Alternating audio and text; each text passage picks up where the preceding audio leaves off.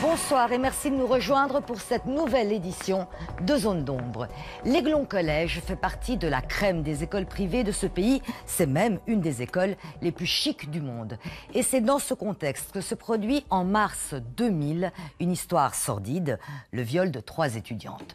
L'affaire fait l'effet d'une bombe. La presse internationale s'en empare et la police va mettre le paquet. Lorsqu'elle arrête un suspect des années plus tard, elle réalise qu'elle vient de neutraliser un des plus grands prédateurs sexuels de ce pays.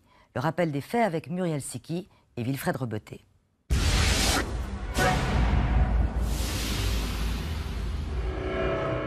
Il est 5 h du matin ce vendredi 17 mars 2000. Un inconnu grimpe sur le toit d'un des bâtiments de l'Aiglon Collège à Villars. Il profite d'une fenêtre ouverte et pénètre à l'intérieur. Il se trouve dans une des écoles privées les plus sélectes et réputées dans le monde. Il se dirige dans une chambre au 2e étage.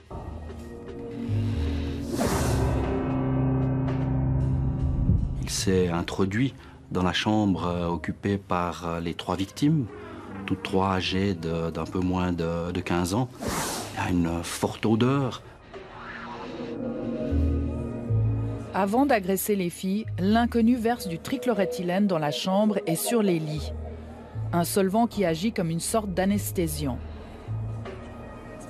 Une des filles se réveille et entend des bruits bizarres. Son pyjama est baissé et un homme est en train de regarder entre ses jambes. L'effet du trichloréthylène est trop fort, elle se rendort. Sur les 3 victimes, l'une d'entre elles ne se souvient de rien. Visiblement, elle est restée endormie ou inconsciente durant toute la nuit. Par contre, les 2 autres victimes se souviennent s'être réveillées, avoir vu une présence, vraisemblablement un homme dans leur chambre, qu'elles se sont rendormies, qu'elles se sont de nouveau réveillées et qu'à un moment donné, une des victimes a même crié quand elle a constaté que cet homme était couché sur elle. Et c'est à ce moment-là qu'il a pris la fuite et qu'elles ont pu donner l'alarme. Elles se rendent immédiatement dans la chambre des surveillants du dortoir et racontent une histoire qui semble incroyable. Un des surveillants court dans le dortoir et aperçoit un homme qui s'enfuit. Il appelle la police. Elles décrivent un homme plutôt âgé, de corpulence mince, voire maigre, qui n'était pas très soigné. Et cette description, elle est enregistrée, mais elle ne donne pas de résultat au départ. C'était un événement choquant. Les jeunes filles étaient certainement choquées, traumatisées, peut-être même près de l'hystérie. Les 3 jeunes filles sont prises en charge et emmenées au CHUV pour un examen médical. L'analyse a démontré que sur les 3 victimes, on avait retrouvé des traces de sperme qui provenaient d'une seule et même personne. Il y a eu pénétration et c'est les premiers éléments qui sont extrêmement importants dans le cadre de cette enquête. Dans la chambre des jeunes filles, la police trouve un bonnet et plusieurs cheveux. Après analyse, on s'aperçoit que c'est le même profil ADN que pour les traces de sperme qui ont été relevées sur les victimes et sur leur lit. Lors de l'audition avec la police, le surveillant raconte un événement troublant. Ce n'est pas la première fois qu'un homme tente de s'introduire dans le collège. Le 7 décembre, environ une semaine avant la fin du trimestre, une personne a été vue autour du bâtiment en question, etc., par le surveillant permanent. Il est descendu pour voir de quoi il s'agissait. Ce que cette personne faisait, il l'a rencontré dans le parking, il lui a demandé son nom, et la personne n'a pas répondu et est partie. Pour la réputation du collège, cette agression tombe au plus mauvais moment.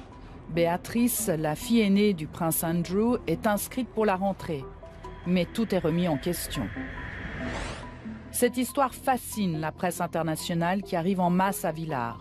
Une pression que la direction du collège a du mal à gérer.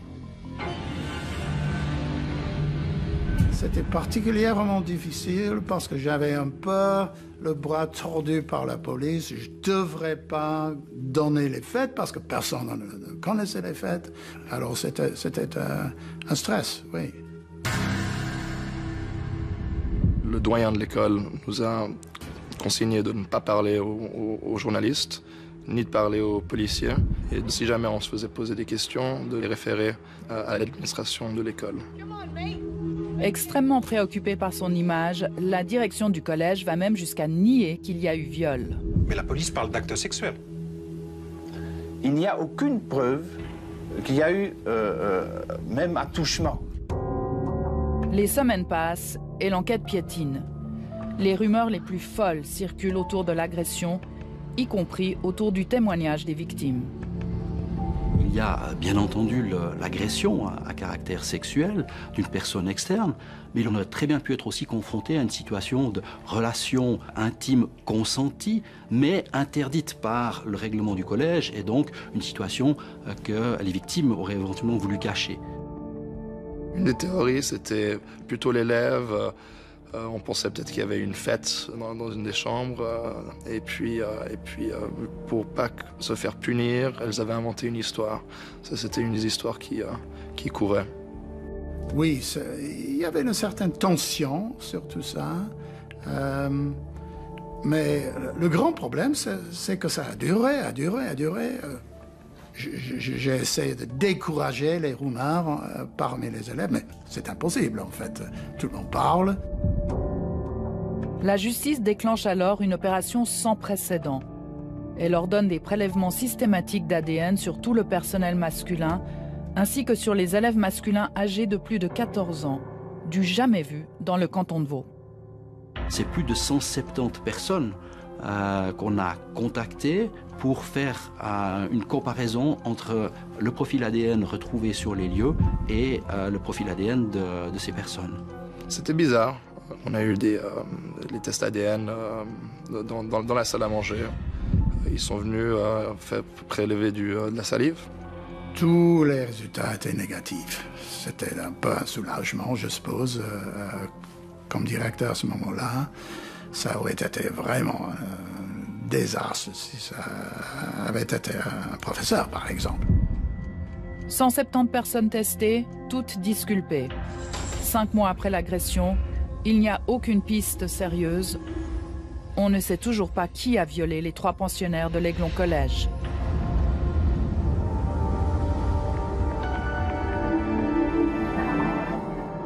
Et voilà une sacrée épine dans le pied de la police cantonale vaudoise. Vous en êtes le porte-parole, Jean-Christophe Sautrel. Bonsoir à vous. Alors, on l'a vu, Aiglon Collège, c'est pas un établissement quelconque. Il y a du beau linge, les parents payent extrêmement cher pour confier leurs enfants à cet établissement. Est-ce que ce contexte un peu particulier a compliqué votre travail ? Dans une affaire comme celle-là, bien entendu que la pression médiatique, le fait qu'on ait un événement aussi grave dans une station des Alpes vaudoises qui est plutôt tranquille, où la police ne va pas souvent pour des affaires de ce type-là, tous ces éléments-là ont bien entendu joué un rôle et mis une pression assez forte sur les enquêteurs. De la même manière, lorsque nos 2 enquêteurs ont été invités à Berne pour rencontrer l'officier britannique chargé de la sécurité de la famille royale, qui est arrivé avec un dossier de presse phénoménal sur tout ce qui avait été dit autour de cette affaire en Angleterre, ça a aussi rajouté une pression supplémentaire sur les enquêteurs. Est-ce que le fait que l'agression se soit produite finalement à la veille, je crois, des vacances de Pâques, est-ce que c'est un hasard ? C'est probablement un hasard. Par contre, ça a été aussi une gêne supplémentaire pour les enquêteurs, puisque tous les élèves étaient prêts à partir pour 2 semaines de vacances. Tant les 3 victimes, dont les valises étaient faites, que l'ensemble des autres élèves, que les collaborateurs, tout le monde était prêt à partir en vacances. Et donc, on a eu très peu de temps pour procéder aux auditions des témoins, des victimes, pour essayer de comprendre ce qui s'était passé avant que tout ce monde parte en vacances de Pâques. Alors, vous l'avez entendu dans le reportage, un des responsables dit « Ouh là là, on l'a échappé belle, on avait peur que ce soit un prof, l'agresseur de ces 3 jeunes filles ». Est-ce que vous avez suivi des pistes à l'interne ? Bien entendu, on n'a écarté aucune piste, et d'autant plus que dans les déclarations des victimes, elles décrivaient leur auteur comme étant une personne, un homme qui ressemblait très fortement à un des enseignants de l'école. Et grâce au travail d'enquête, grâce à l'analyse, grâce à l'ADN, justement, il a pu être immédiatement disculpé. Donc on n'a écarté aucune personne, tant à l'interne qu'à l'externe, que toutes les personnes qui avaient des contacts potentiels avec les victimes et avec l'établissement. Alors, vous évoquiez l'ADN. Effectivement, ça a été un nombre de prélèvements et d'analyses ADN faramineux. 170 personnes passées au crible. On a vraiment l'impression que dans cette affaire, vous mettez le paquet. C'est des moyens extrêmement importants. 2 enquêteurs qui ont travaillé à plein temps pendant une année sur cette affaire. Non seulement il y a eu tous les contrôles ADN, les contrôles techniques. On s'est rendu compte que les victimes, sur les 3 victimes, 2 avaient des téléphones portables. Elles avaient eu des contacts, des échanges par SMS et des conversations avec d'autres élèves, avec des proches. Donc là aussi, on a procédé à toute une série de contrôles rétroactifs sur les contacts, les personnes qui étaient entrées en contact avec ces victimes pour après pouvoir les disculper. On a aussi procédé à des analyses chimiques sur le trichloréthylène. On a essayé de faire la carte d'identité chimique du produit pour essayer de remonter à la fabrication, puis éventuellement à la distribution. On s'est rendu compte que c'était un produit extrêmement pur, plutôt utilisé dans des laboratoires. Et donc, malheureusement, on n'a pas pu aboutir. Mais il y a eu toute une série d'examens, de contrôles qui ont été faits. C'est plus d'une quarantaine de témoins qui ont été auditionnés par écrit dans cette affaire. C'est vraiment énorme, hein. C'est un déploiement de moyens qui est absolument extraordinaire. Puis c'est vrai qu'il pose question. Alors, tant mieux que vous ayez fait tout ça. Et puis en même temps, on se dit, des viols, c'est affreux, ça arrive même régulièrement. En quoi cette affaire-ci était un peu plus particulière que les autres, pour qu'il y ait autant de moyens déployés? On est déjà dans un triple viol où, avec tous les éléments que nous avions en main à ce moment-là, on s'est rendu compte que, contrairement à ce qui se passe d'une manière plus générale, où souvent les agressions à caractère sexuel se passent entre familiers, entre proches, dans le cadre d'une dispute conjugale par exemple, là, on s'est assez vite rendu compte que l'auteur venait de l'extérieur et donc n'avait pas, apparemment en tout cas, de contact direct avec ses victimes, que ses victimes ne le connaissaient pas. Et donc face à un événement comme celui-là, pour nous, il était extrêmement important de déployer un maximum de force, de tout faire pour retrouver cet auteur. On pouvait même aller jusqu'à imaginer qu'on était face à un prédateur sexuel. Et puis malgré tout ça, l'enquête piétine, elle va piétiner encore pendant un petit moment. Le coup de théâtre va se produire 7 ans plus tard.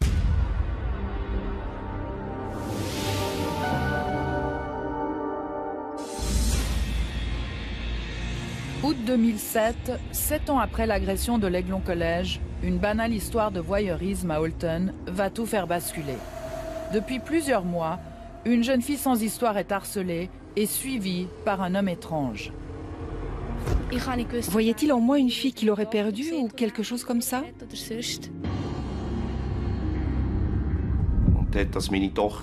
Ma fille me raconte qu'un homme l'aborde en lui déclinant son nom. À partir de ce moment-là, nous l'avons accompagnée à l'école, pour ses sorties. En fait, nous l'avons accompagnée un peu partout, mais cet homme n'est plus réapparu. Moi, j'ai dit à ma fille, si tu le revois, dis à cet homme qu'il te laisse tranquille, que sinon nous déposerons plainte contre inconnu. Mais quand il la revoit, l'homme lui dit, je vais m'y prendre autrement. Tania est terrorisée par cet inconnu et n'ose plus sortir de chez elle sans son père. Durant quelque temps, l'homme ne donne plus signe de vie. Tania pense que cette histoire est terminée, mais elle se trompe. Lorsqu'elle se rendait au volleyball, l'homme venait près du terrain et l'observait. Et à nouveau, elle me racontait l'incident. Alors j'ai décidé de me rendre au prochain entraînement et j'ai vu cet homme de mes propres yeux. L'homme se lève et se rend dans le vestiaire des filles. Otto Wolfisberg le suit et l'accoste. Je lui ai adressé la parole et je lui ai demandé ce qu'il cherchait là-bas. Il a tout nié et je lui ai dit, moi et ma femme, on t'a vu. Il se tenait près des poubelles. Moi, j'étais ici. Et quand je lui ai redit que je l'avais bien vu, il s'est enfui. Ancien hockeyeur, Otto Wolfisberg lui court après. Nous, on est venus de là. On a sauté par-dessus le portail, on est monté sur ce chemin et à la hauteur de la voiture, je l'ai attrapé et je l'ai plaqué au sol. Il s'est pas mal débattu. Il m'a mordu au torse et m'a frappé au visage.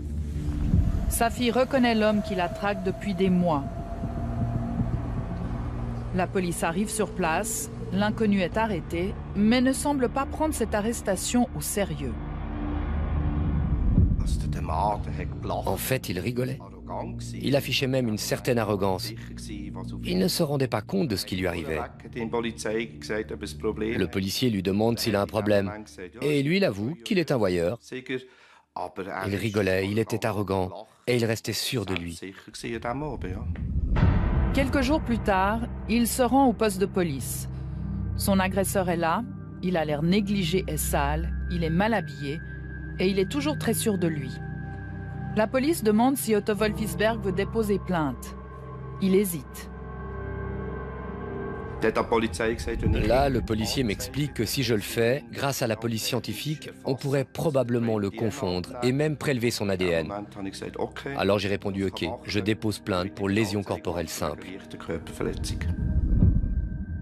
Lorsque l'ADN parle quelques semaines plus tard, la police s'aperçoit qu'elle vient d'arrêter un des plus grands prédateurs sexuels de notre pays. Il s'appelle Ours B, il a 58 ans et c'est un récidiviste. Stupéfaction dans son quartier. J'ai eu du mal à y croire, c'est un truc de fou. C'était quelqu'un de tellement gentil. C'était quelqu'un qui était sympa, qui était poli. Je ne sais pas quoi dire de plus. Né en Argovie en 1949, Ours B est le 7e de 10 enfants. Il grandit dans un milieu modeste, son père est ouvrier dans une usine. C'est un homme sévère et parfois violent.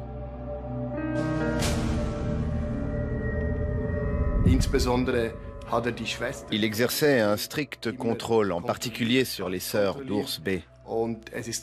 Il a même parfois usé de violence envers ses sœurs. C'est quelque chose qui a très fortement marqué Ours B. Et il s'est, dans un certain sens, senti coupable du fait que ses sœurs étaient constamment punies pour tout ce qu'elles faisaient. Dans cette famille violente, Ours B se sent seul. Adolescent, il a peu de contact avec les filles. Il a peur de la violence de son père. Il se crée un monde pour assouvir ses fantasmes. Il aime regarder et il commence à espionner de très jeunes filles. Ce penchant voyeuriste qu'Ours B a développé était un moyen de gommer les expériences vécues dans son environnement familial. Dès le début, il a juré que pour lui, il ne s'agissait que de pouvoir regarder des poils pubiens. En fait, c'était ça qui constituait sa sexualité. Très vite, le voyeurisme ne lui suffit plus. Il met au point une méthode pour assouvir ses pulsions sexuelles. Il utilise du trichloréthylène pour endormir ses victimes.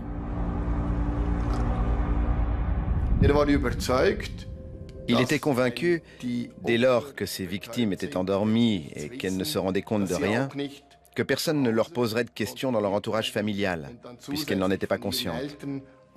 Ainsi, ses victimes n'auraient pas à subir de punition, comme c'était le cas de ses propres sœurs. Dès la fin des années 60, Ours B a des problèmes avec la justice. En 1979, il est arrêté en Argovie. Il est condamné à 10 ans de prison pour viol répété et 52 cas de tentative de viol ou d'atteinte à la pudeur. Les victimes ont entre 9 et 16 ans. Après 7 ans de réclusion, il est relâché. On n'a pas ordonné d'internement, mais il en a été question à l'époque. Manifestement, on a estimé qu'il ne représentait pas un danger suffisant pour la société pour que l'internement soit ordonné. Mais ça fait l'objet de discussions. Lorsqu'il sort de prison en 1986, Ours B change de vie. Il suit une psychothérapie, il se marie, voyage autour du monde et s'installe à Bienne, dans le Haut-Valais. Il suit une formation de cafetier et prend en gestion un restaurant. Mais sa vraie passion, c'est le théâtre amateur. Oui, dans le groupe, il ne s'est pas vraiment montré ouvert. Il vivait dans son propre monde. Il s'est toujours tenu en marge du groupe. Comment dire, quand il était sur scène, ce n'était pas juste un petit prince frivole, mais c'était vraiment un roi qui avait du relief et qui avait du caractère. Il jouait bien son rôle. Au théâtre, il ne devait pas être ours B. Il pouvait s'abriter derrière un rôle, que ce soit un roi ou un mendiant ou encore un chanteur. Il pouvait se dissimuler et il ne devait pas s'affirmer en tant qu'ours B, l'ours B qui était confronté aux échecs de son existence. Début des années 2000, il déménage à Trimbach, dans un tranquille quartier résidentiel. Mais très vite, ses vieux démons refont surface. Il recommence à agresser des jeunes filles.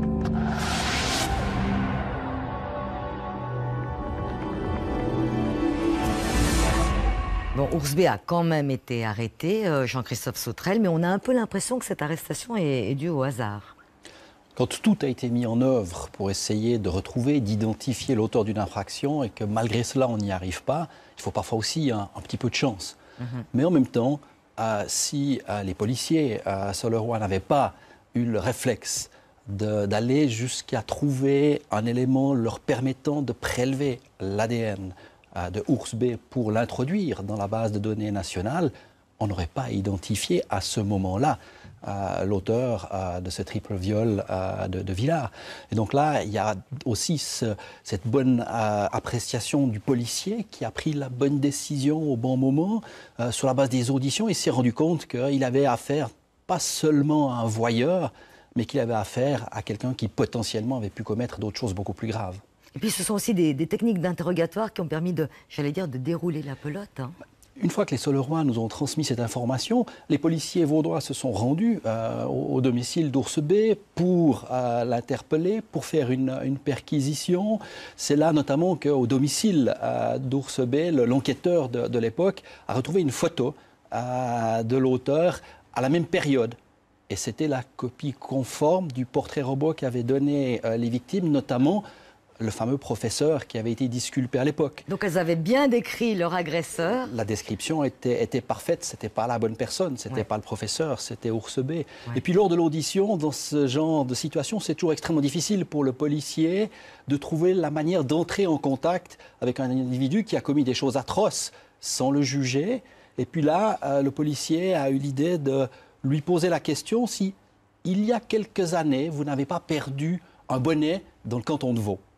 Et c'est cet élément-là qui a permis à Ours B d'expliquer presque tout ce qui s'était passé, de dire qu'il était venu à Villars et qu'il était rentré dans la chambre des filles. Ça a été en quelque sorte les mots déclencheurs. Parce que finalement, si l'enquêteur avait dit « Est-ce que vous avez agressé des jeunes filles à Villars ?» il aurait dit non. Probablement que ça l'aurait complètement bloqué, comme on l'a vu par la suite dans le cadre du procès.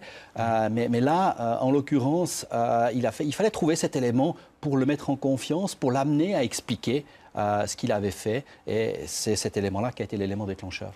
Pourquoi, Jean-Christophe Sautrel, on ne prélève pas l'ADN des voyeurs ? La prise d'ADN, selon le Code de procédure pénale, ne peut être effectuée que pour des crimes ou délits et pas pour le simple fait d'observer des fillettes, même si c'est déjà quelque chose que pour les victimes qui est grave. Ouais. Mais il y a cette gradation qui est voulue. La prise du profil ADN d'une personne est une mesure extrêmement intrusive. Et donc là, il y a une volonté, une gradation qui a été voulue par le législateur. En tout cas, le voyeurisme n'est pas quelque chose d'anodin. On va y voir plus clair du côté de Pierre Clivat. Bonsoir, monsieur. Bonsoir. Vous êtes psychologue. Vous êtes surtout spécialiste en psychologie légale. Alors c'est sur vous qu'on compte pour nous dire ce qu'est le voyeurisme. Alors ce qu'il faut savoir d'abord, c'est que le voyeurisme est quelque chose qui est relativement fréquent, mais qui défraie peu la chronique, étant donné son aspect a priori inoffensif, et parce que généralement le voyeur ne va pas plus loin que dans le fait de regarder, ce qui fait qu'on n'a, pour ainsi dire, pas grand-chose à craindre de lui. Après, si on se place du point de vue des classifications internationales, des manuels des troubles mentaux qui sont édités par l'OMS, le voyeurisme est considéré comme une déviance sexuelle. Il s'agit donc d'un trouble mental. Qui est une forme de perversion ? Alors, du point de vue psychologique, effectivement, le voyeurisme est considéré comme une perversion. Une perversion, c'est une déviation de la sexualité caractérisé par la recherche de l'obtention du plaisir par une voie autre que celle de la sexualité dite normale. La sexualité est perverse dès l'instant où l'attrait pour l'objet pervers prend toute la place. On parle alors de fixation. On l'a vu dans le cas d'Ours B, et je m'empresse de dire, Monsieur Kliva, que vous ne connaissez pas cette affaire, vous n'avez pas rencontré Ours B. On voit qu'il démarre sa carrière d'agresseur, disons comme ça, comme voyeur, mais effectivement, il devient violeur. Comment on peut expliquer ce passage ? Alors évidemment, il n'y a pas d'explication universelle, hein. Ça va dépendre du profil de chaque personne, du profil psychologique de chaque personne. Pour certains, l'acte de voyeurisme va faire office de soupape et empêcher le passage à un acte plus grave, alors que pour d'autres, ça va faciliter, ça va constituer un accélérateur vers un passage à l'acte. Ours B est amateur, si je puis dire, de poils pubiens. Qu'est-ce que ça peut signifier? Quel sens est-ce que ça a? Alors, dans la sexualité humaine, l'objet du désir peut prendre n'importe quelle forme. Là, en l'occurrence, chez ce monsieur, c'est le poil pubien qui fait office d'objet d'excitation. C'est donc la manifestation de l'aspect fétichiste de la perversion. Autre chose qui paraît intéressant à être relevé dans cette situation, on a vu que Ours B se défend d'être un pédophile à plusieurs reprises. Oui. Et peut-être que dans sa logique interne, dans la représentation qu'il a du monde, le fait de s'intéresser au poil pubien lui laisse croire qu'il n'a aucun intérêt pour ce type d'acte sexuel. Alors on l'a vu, une fois arrêté, Ours B va devenir le suspect numéro 1 dans toute une série de crimes sexuels. C'est ce que nous expliquent Muriel Siki et Wilfred Rebeté.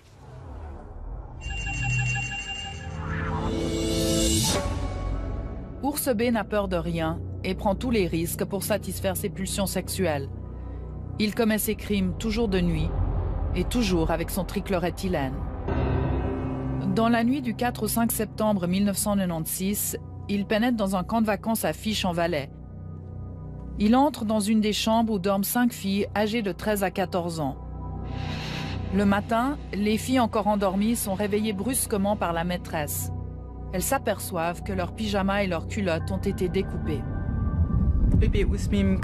Moi, j'ai immédiatement sauté du lit. Et à ce moment-là, j'ai constaté qu'il y avait quelque chose de bizarre. J'ai senti de l'air froid entre mes jambes, pourtant je portais une culotte et un pyjama. Et c'est là que j'ai remarqué avec ma main qu'il n'y avait plus rien.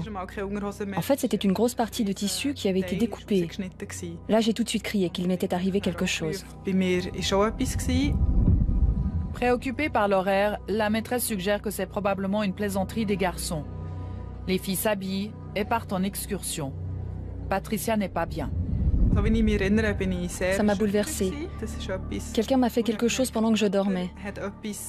Et dans cette situation où j'étais complètement vulnérable, un inconnu s'est approché de moi, il a touché mes parties les plus intimes et il a fait quelque chose contre laquelle j'étais sans défense.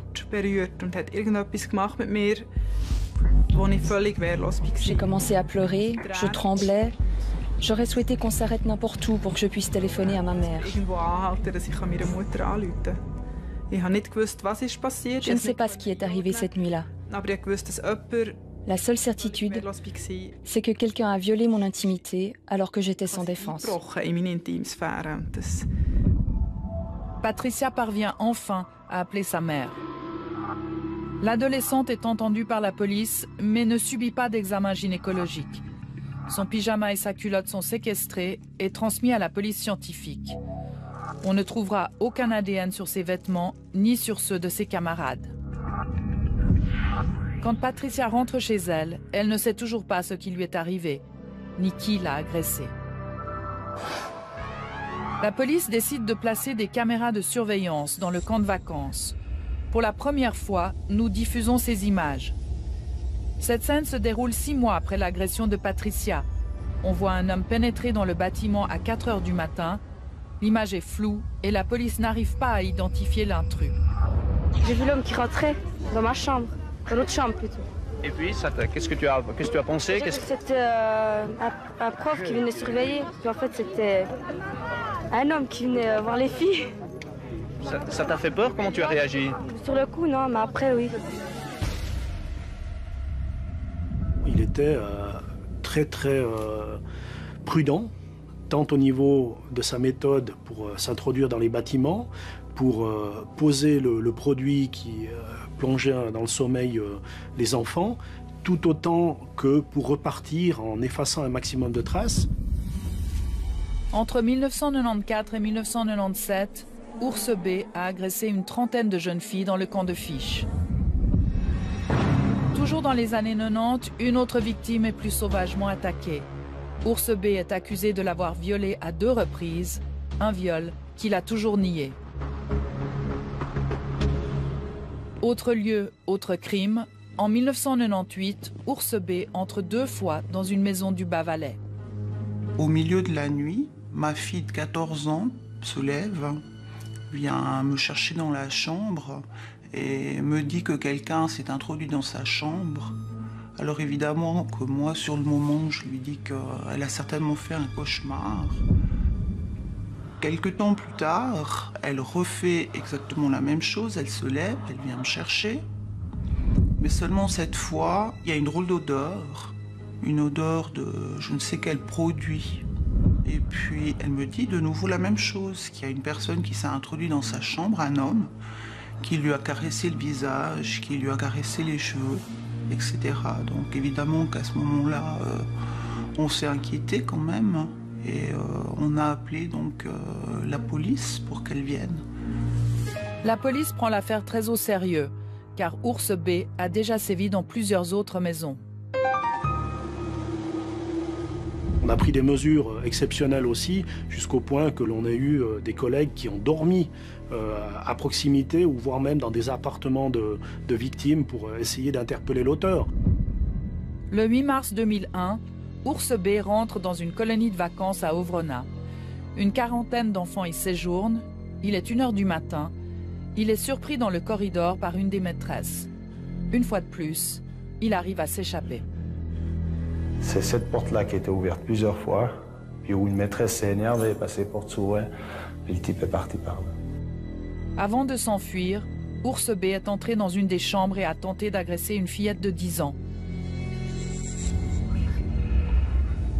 Au final, il est accusé d'avoir agressé 51 jeunes femmes âgées de moins de 16 ans.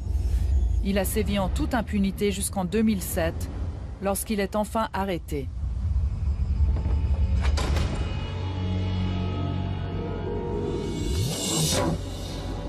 Alors celui-là, il vous a fait cavaler, hein, Jean-Marie Bornet. Bonsoir. Bonsoir. Vous êtes le porte-parole de la police cantonale valaisanne.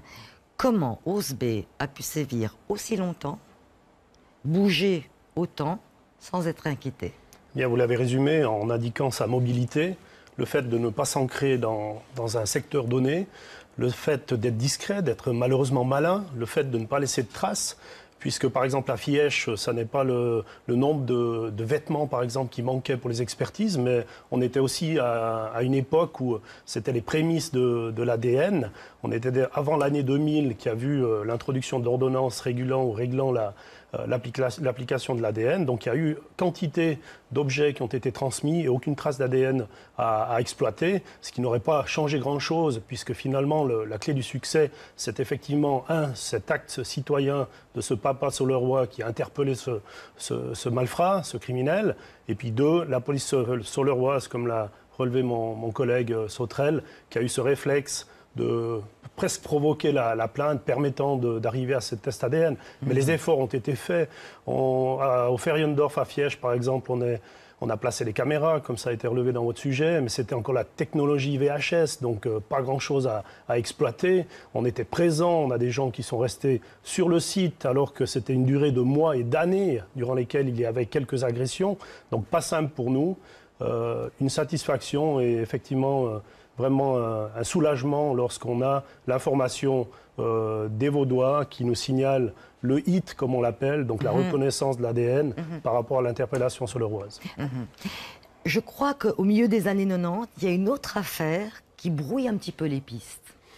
Oui, alors en 98-99, on a donc Ours B qui agit dans le Valais central. Donc à ce moment-là, on ne savait pas bien sûr que c'était lui. Et on avait un épisode qui est malheureusement toujours pas élucidé, mais dont l'auteur ne réagit plus, du moins, dont on a l'ADN, c'était le violeur à la cagoule. une personne qui a violé plusieurs femmes dans la région de Sion, ce qui fait que notre effectif a été boosté en termes de services de nuit. On a eu justement des enquêteurs, des inspecteurs de la PJ qui sont restés au domicile pour veiller. On pourrait se poser la question d'un parallèle entre ces deux affaires. On a même des agents de police qui ont, si j'ose me permettre d'utiliser ce terme, joué l'appât. En toute sécurité, avec nos groupes d'intervention et autres, pour essayer de l'attraper, de l'arrêter, et puis ça n'a pas marché. Donc on était à un moment de tension énorme. Tout à l'heure, mon collègue Sauterelle parlait de 170 tests d'ADN dans le cadre de l'affaire sur le côté vaudois, ce qui est énorme. Dans le cadre du violeur à la cagoule, on a pu exclure 1572 personnes par test ADN. Donc on est en plus avec une implication, on est allé jusqu'aux États-Unis pour consulter des profilers. Donc tout a été fait pour essayer d'élucider ces deux affaires au plus vite. Parce qu'une affaire de mœurs, une affaire criminelle, pour toutes les polices du monde qui s'engagent dans le but de la justice et de protéger les concitoyennes et concitoyens, eh bien évidemment que c'est une priorité et qu'on met tous les moyens là-dessus. Donc c'était juste énorme. Et je crois que toutes les polices l'appliquent de la sorte. C'est l'effort principal pour neutraliser des prédateurs de ce genre. Alors on le voit bien, hein, vous avez cavalé comme des fous, vous avez travaillé dans tous les sens, le mieux possible. N'empêche qu'au bout du compte, il y a 51 victimes. Votre cliente était l'une d'elles, une victime de Ours B. Bonsoir, Maître Pillou, Béatrice Pillou. Vous êtes donc le conseil de Patricia. La première fois que vous la rencontrez, qu'est-ce qui vous frappe chez elle? J'ai face à moi une jeune fille qui est une battante. Elle est déterminée, elle veut voir Ours B, elle veut voir son agresseur, elle veut l'entendre. Elle a vraiment un grand besoin d'aller de l'avant et d'être confrontée à lui. J'ai trouvé très frappant, en regardant le reportage, à quel point c'est difficile d'entendre la parole de l'enfant. Dans le cas de Patricia, les personnes qui encadrent la colonie de vacances, lorsqu'elle se montre avec son pantalon découpé, etc., lui disent « non mais c'est rien, ne t'inquiète pas ». La petite fille qui est agressée, la petite adolescente qui est agressée chez elle à 2 reprises, au départ n'est pas entendue par ses parents. Comment est-ce que vous expliquez que l'adulte ait autant de difficultés à réagir d'emblée, j'allais dire? C'est difficile déjà d'une part de croire que quelque chose comme ça ait pu se produire. Raison pour laquelle vous imaginez aussi que ça vient de la bouche d'un enfant. C'est vrai, on a tendance à ne pas croire ce que disent les enfants, ce qui est d'ailleurs fort regrettable. Dans le cas de Patricia, où ça a été extrêmement, je trouve, incompréhensible, l'attitude tant du personnel enseignant que du camp, c'est que vraiment Patricia a dû se battre pour être entendue par la police. Il faut savoir que Patricia était la 20e victime de Ours B dans le cadre de ce camp. Et elle a quand même dû se battre. On entend sur le reportage elle était dans le car, elle a voulu s'arrêter, elle avait besoin de téléphoner à sa maman, elle avait besoin d'en faire part à quelqu'un. Elle n'a malheureusement pas pu, ce qui est extrêmement regrettable. Enfin, finalement, Ours B va quand même être jugé. Les victimes nombreuses sont d'autant plus intéressées par ce procès que beaucoup d'entre elles ne savent pas ce qu'elles ont subi.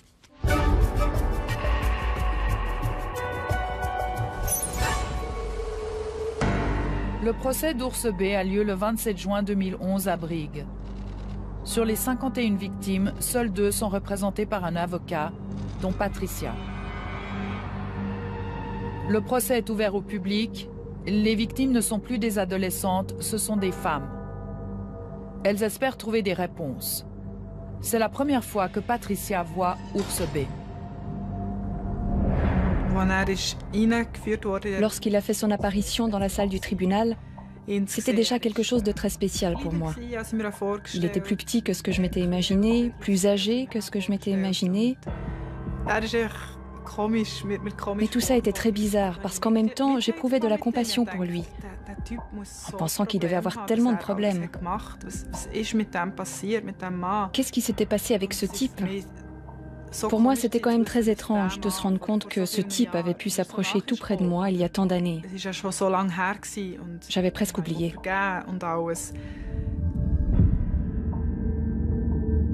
On découvre un homme qui est d'un certain âge, qui a les cheveux au poivre et sel, avec une petite queue de cheval. Il est plutôt mou et d'une attitude peu digne. Il est peu respectueux. Il ne nous regarde pas. Il regarde le sol. Il rentre, il s'assied, sans même jeter un coup d'œil au reste de la salle. On a l'impression qu'il est assez éloigné de tout ça, en fait. Il faisait à nouveau preuve d'arrogance avec son éternel petit sourire. Pour moi, c'était en fait une atmosphère extrêmement triste, surtout lorsque je voyais certaines victimes et lorsque je pensais à ce qu'elles avaient subi. Non, ce n'était vraiment pas une situation agréable. On sent tout d'un coup l'ambiance qui devient extrêmement lourde, extrêmement pesante. Et à ce moment-là, je me suis concentrée sur moi-même. J'ai dû reprendre un moment mes esprits, tellement qu'on a ressenti le poids de tous les actes qu'il avait commis, qui sont arrivés en même temps que lui dans cette salle du tribunal.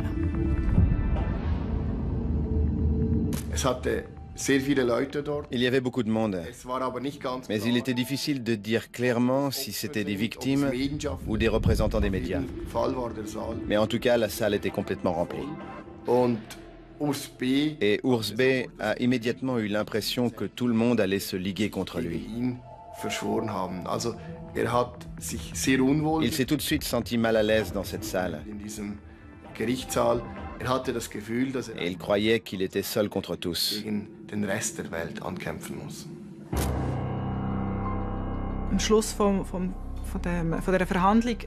À la fin de cette séance, Urs B s'est retourné, m'a regardé et il a déclaré qu'il avait honte et qu'il s'excusait. Pour moi, c'était un moment hyper important.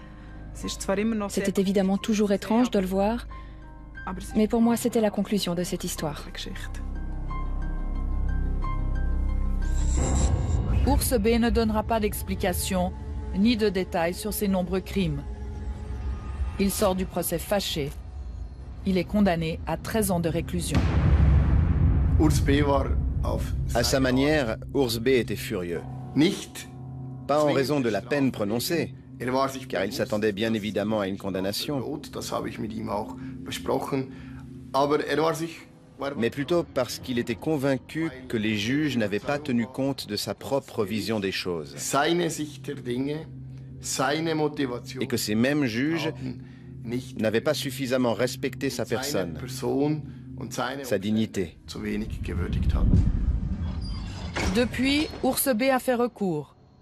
Sa peine a été réduite à 11 ans de réclusion.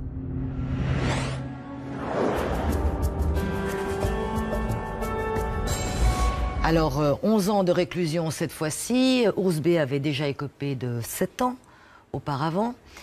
Du moment que ce type d'agresseur nie les viols, ce qui est le cas, hein, nie la souffrance des victimes, quel est le sens d'un procès pour lui ?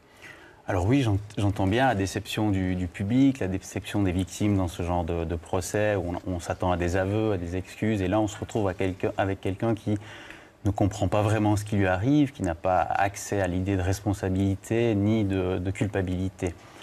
Un procès reste néanmoins nécessaire pour plusieurs raisons. Premièrement, pour les victimes ont le droit d'être entendues, et c'est souvent à partir d'un procès qu'elles peuvent commencer à se reconstruire. Deuxième raison, pour ce genre d'individu qui n'a pas vraiment de frein interne, il est nécessaire de mettre à la place un frein externe, tout simplement représenté par la loi. Il est nécessaire de confronter ce genre d'individu à la loi. Et enfin, c'est aussi un choix de société, tout simplement, de ne pas exclure ce type d'individu de la communauté humaine, donc de lui faire un procès. Si on se passait d'un procès, la société reproduirait sur lui la violence qu'elle est elle-même censée endiguer, tout simplement. Maître Pillou, Pierre Clivat l'a dit, hein, pour les victimes, effectivement, alors le procès, il est capital. C'est essentiel parce que c'est vraiment le moment où la victime a enfin une position de force face à son agresseur qui, lui, a une position qui est quand même autrement plus faible vu qu'il se retrouve face à ses responsabilités et face à ses agissements. C'est aussi un élément essentiel dans la reconstruction, comme l'a dit M. Clivat, pour la victime. Comment se fait-il, alors qu'il y a tellement de victimes dans le cas de Urs B, qu'il n'y en ait eu que 2 qui soient représentés par des avocats ? Il faut voir que les faits se sont déroulés en 1996, le procès en 2011. Donc il y a énormément de temps qui s'est écoulé entre ces deux périodes. Durant toute cette période-là, il y a un certain nombre de victimes qui ont n'ont pas eu besoin en fait de participer à la procédure, ont pu se reconstruire autrement. Toute la procédure aussi n'a pas été portée à la connaissance des victimes. Les victimes ne savaient pas tout ce qui était fait par la police derrière tout ça. Mais comment c'est possible ça? C'était pas prévu à ce moment-là par le code de procédure pénale. Aujourd'hui, ça a changé. Exactement. Ce qui est le cas à l'heure actuelle où on voit les victimes sont vraiment associées à la procédure. Elles peuvent vraiment prendre parti. Et les procureurs, comme la police d'ailleurs, à l'heure actuelle, on participe vraiment beaucoup au niveau des victimes, ce qui n'était pas le cas à l'époque.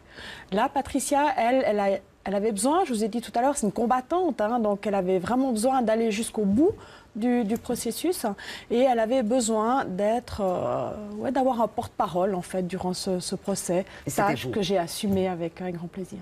Vous êtes une femme assez étonnante, Maître Guillou, parce que aujourd'hui on vous accueille en qualité de conseil de Patricia, qui est une victime d'agresseurs sexuels, et puis par ailleurs vous défendez aussi des agresseurs sexuels, notamment je crois actuellement un pédophile. Comment vous faites le passage de la victime au bourreau et vice-versa? C'est pas la même chose. L'agresseur, lorsque vous le défendez, vous le conseillez dans sa vie de tous les jours, vous le conseillez dans le cadre de la procédure. L'objectif en tant qu'avocat qui défend un agresseur est d'arriver pour son client à une condamnation qui soit la plus juste pour lui. L'agresseur, quant à lui, a aussi une peine. Ça reste un être humain, ça reste quelqu'un qui est doté de souffrance. Et cette souffrance-là, vous ne la prenez pas sur vous. Ce qui n'est pas le cas d'une victime. Lorsque vous défendez une victime, la victime, vous avez vraiment envie de la ressortir de là, vous avez envie de l'aider. Donc, surtout en tant qu'adulte, ce qui veut dire que vous voulez reprendre sur vos épaules toute la souffrance qu'elle porte sur elle à la suite de ses agissements, raison pour laquelle c'est en fait psychologiquement aussi un peu plus compliqué à gérer de représenter une victime qu'un agresseur. Mais c'est deux manières de voir qui sont totalement différentes. Revenons à Ours B stricto sensu. Est-ce qu'il va ressortir? Ça, c'est quand même la question épineuse et très d'actualité. Alors, j'aimerais bien rassurer tout le monde. Ours B, tant qu'il est malade, ne ressortira pas. Ours B a été condamné à 11 ans et 8 mois d'emprisonnement. Il a également été astreint à une mesure. Et cette mesure est l'internement. La mesure, il ne sera pas libéré de cette mesure tant qu'on n'arrivera pas à la conclusion qu'il ne récidivera pas. Si il y a toujours un risque de récidive, il restera en mesure thérapeutique, en internement. Donc il ne sera pas libre tant qu'il n'est pas guéri. Donc vous voulez dire qu'il doit régulièrement passer entre les mains d'experts en effet, qui évaluent sa dangerosité, son potentiel de récidive, etc. Exactement, c'est ça. D'accord. Avec la marge d'erreur que l'on connaît, et voilà. La justice est humaine, les experts le sont aussi.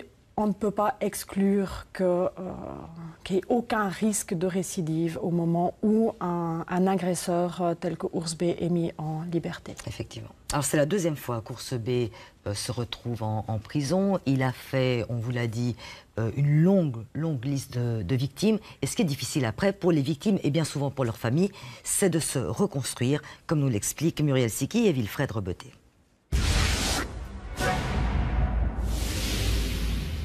Pour certaines victimes, comme Patricia, la reconstruction a été longue. Elle ne sait toujours pas ce que Ours B lui a fait cette fameuse nuit en 1996. Elle avait 13 ans à l'époque. Elle a même pensé qu'elle était enceinte. Je n'ai pas eu le courage d'en parler. J'ai simplement dit à ma mère que je n'avais pas eu mes règles. Mais ma maman a estimé que c'était normal à mon âge, que ce n'était pas toujours régulier.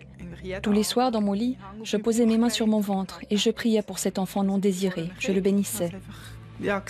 Par exemple, si je devais prendre des médicaments pour autre chose, je ne les prenais pas si c'était marqué « déconseillé pour les femmes enceintes ». Ça a duré pendant des mois.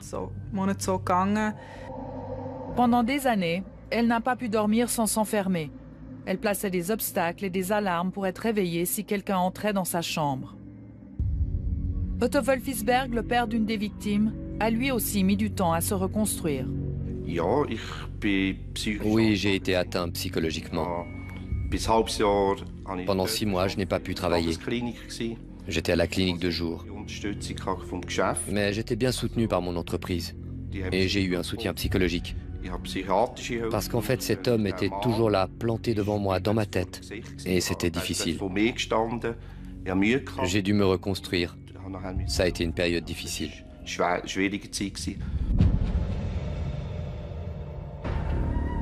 Urs B est incarcéré depuis son arrestation en 2007. Et pourtant, il continue à harceler ses victimes. Il m'a écrit une lettre de 7 pages envoyée depuis la prison de Sion.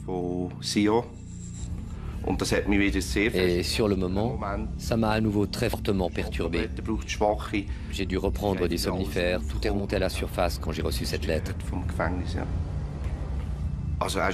Dans sa lettre, il écrit qu'il est innocent, que quand je l'ai arrêté et plaqué, il dit que je lui ai brisé ses lunettes. Il m'accuse d'avoir cassé sa main, ce qui n'est pas du tout vrai. Et il annonce qu'il va faire recours jusqu'à la Cour européenne à Strasbourg. Il réclame une libération immédiate, étant donné qu'il est en prison à tort.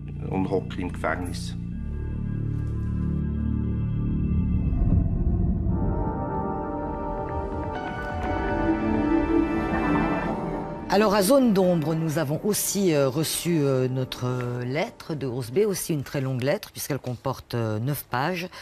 En substance, Urs B dit avec force, alors la première chose, c'est que les juges valaisans n'ont pas la compétence scientifique pour juger des traces ADN qu'il aurait soi-disant laissées sur les lieux du crime. Et la deuxième chose qu'il dit vraiment, alors là avec une très grande force, c'est qu'il n'a rien à voir avec la terrible double agression que nous évoquions dans notre reportage. Voilà.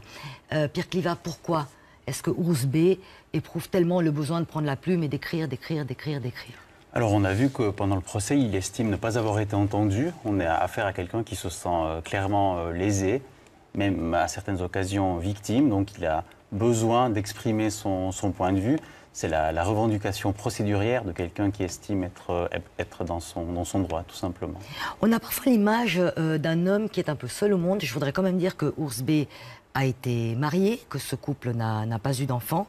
Aujourd'hui, ils sont divorcés, effectivement, le couple est divorcé, mais je crois savoir que sa femme continue à lui rendre visite extrêmement régulièrement à la prison, donc ce n'est pas un homme qui est totalement isolé. Si on considère maintenant les victimes, Maître Pillou, quelles sont généralement pour elles les étapes de la reconstruction?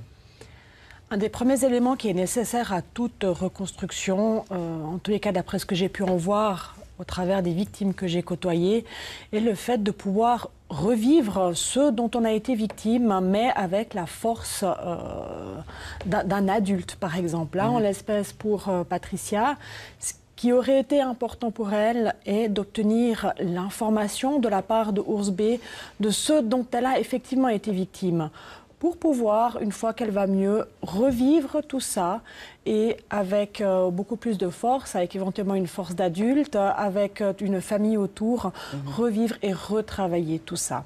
Donc c'est une des étapes importantes. Une autre étape importante est bien entendu le procès, comme on l'a déjà dit.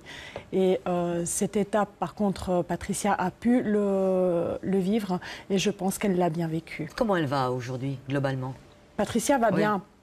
Je trouvais extraordinaire de voir comment est-ce qu'elle a évolué. Elle vous a expliqué dans le reportage tout ce qu'elle a dû faire pour se protéger suite à l'agression dont elle a été victime. Et à l'heure actuelle, je crois qu'on peut dire qu'elle va vraiment bien. D'accord. Jean-Christophe Sautrel, la police travaille en fait pour la justice essentiellement, pour qu'ensuite la justice puisse se prononcer. Est-ce que le travail de la police aide d'une certaine manière les victimes à se reconstruire? C'est une part aussi importante du travail de la police. Il faut se rendre compte que dans ce genre d'affaires, souvent la victime a d'abord un contact avec le policier. C'est la première fois qu'elle peut expliquer ce qui s'est passé, qu'elle peut être reconnue comme victime. C'est la raison pour laquelle aujourd'hui, les inspectrices et les inspecteurs des brigades mineures et mœurs ont des formations très pointues dans l'audition des victimes d'agressions à caractère sexuel, justement pour ne pas orienter la victime, pour la reconnaître comme victime. Et je pense que dans une affaire comme celle d'Ours B, quand on a un auteur qui ne reconnaît pas, qui ne donne pas d'explication sur ce qu'il a réellement fait, le travail de la police est aussi essentiel pour que les victimes puissent savoir. Il n'y a rien de pire pour une victime que de ne pas savoir. Absolument. On arrive au terme de cette émission et on a, nous, alors très envie de savoir, Jean-Marie Bornet, c'est à vous que je pose cette question, si cette affaire ou une affaire similaire pourrait se reproduire. Malheureusement, oui. Et je pense que là, il faut peut-être cesser à être trop naïf et puis peut-être prendre le taureau par les cornes et décider de faire de l'intérêt public le principal intérêt avant l'intérêt particulier. J'entends bien que les experts définissent si la personne doit rester en internement ou pas, mais je pense qu'il faut vraiment faire attention. Malheureusement, tous ces drames se succèdent liés à des prédateurs à caractère sexuel. Donc qu'est-ce qu'on peut faire pour améliorer? Tout à l'heure, on parlait de voyeurisme. Le voyeurisme en soi, ça n'est pas une infraction. Par contre, pourquoi pas sur un cas de voyeurisme, nous autoriser, nous policiers, à pouvoir prélever l'ADN d'une personne pour voir si, d'aventure, elle serait recherchée par rapport à d'autres domaines. Ensuite, il y aura lieu pour nous, entre les polices, d'améliorer aussi, et puis peut-être avec un mot d'ordre ou une structure donnée par le politique fédéral, pour l'échange d'informations. Actuellement, il y a par exemple une base de données dans laquelle sont répertoriés tous les modus et puis bien sûr le nom des personnes concernées pour les criminels violents et puis les criminels qu'on peut qualifier de prédateurs sexuels. Mais tous les cantons ne sont pas dans cette base de données. Donc ça signifie qu'on doit aller faire toc-toc, bonjour, est-ce que vous avez eu un modus de ce genre qui pourrait se rapprocher d'une autre? Donc là, il y a aussi cette amélioration. Et dernier point, si je puis me permettre aussi, c'est la base de données ADN. La base de données ADN, on a une exigence légale qui nous impose de retirer les données ADN des personnes. Par exemple, si l'on prend une personne qui a été punie pour une peine avec sursis, c'est la peine sursis plus 5 ans, et ensuite on doit effacer ces données. On les détruit, purement et simplement. On les détruit. On a la bonté de remettre les compteurs à zéro. Ouais. Alors que je pense que l'intérêt public, qui quelque part serait peut-être même une béquille par rapport à un prédateur, un criminel, serait plutôt de dire, voilà, nous conservons ces données. Maintenant, une personne qui, par exemple, a été condamnée pour un viol, très souvent, c'est peut-être 3-4 ans. Si c'est 7 ans, j'en parlais avec Maître tout à l'heure, c'est déjà une exception de la prison ferme de 7 ans. Alors, la prison ferme, on efface les données quand on additionne les années de la prison ferme plus 20 ans. Donc, une personne qui aurait commis un viol à 20 ans, qui aurait eu 5 ans de prison ferme, à 45 ans, on efface les données. Alors, ça veut dire que s'il recommence à agir, nous, on repart de zéro dans le processus de l'enquête. Alors qu'on pourrait simplement bénéficier d'un hit ADN très rapidement et éviter ainsi des victimes. Et vous me disiez qu'à la police scientifique du canton du Valais, très souvent on voit repasser avec quelques années d'intervalle les mêmes ADN qu'il faut réanalyser en se disant, ben voilà, il est revenu au bercail. Quoi, exactement, c'est le constat. Je pense que Jean-Christophe Sauterelle pourrait dire la même chose, les autres polices la même chose. On a d'anciens clients qui reviennent chez nous, notamment pour des actes à connotation à caractère sexuel, qui avaient disparu de nos données sur finalement une certaine générosité. Mais je ne crois pas que le peuple souverain, à qui il appartient de décider de cela, soit en adéquation avec ce genre de faire. Donc il faut avoir une certaine rigueur. C'est clair qu'on travaille sur la réinsertion et tout, bien entendu. Mais ne soyons pas trop dupes et trop naïfs. En tout cas, les risques que vous évoquez ne concernent pas Ours B. Cette émission est maintenant terminée. Merci à vous tous d'y avoir participé. Merci à vous de l'avoir suivi. Vous savez que si vous souhaitez la revoir, c'est très simple. Il suffit d'aller sur notre site. Je vous souhaite une belle soirée. À très bientôt. C'était très bizarre parce qu'en même temps, j'éprouvais de la compassion pour lui. En pensant qu'il devait avoir tellement de problèmes. Qu'est-ce qui s'était passé avec ce type? Pour moi, c'était quand même très étrange de se rendre compte que ce type avait pu s'approcher tout près de moi il y a tant d'années. J'avais presque oublié.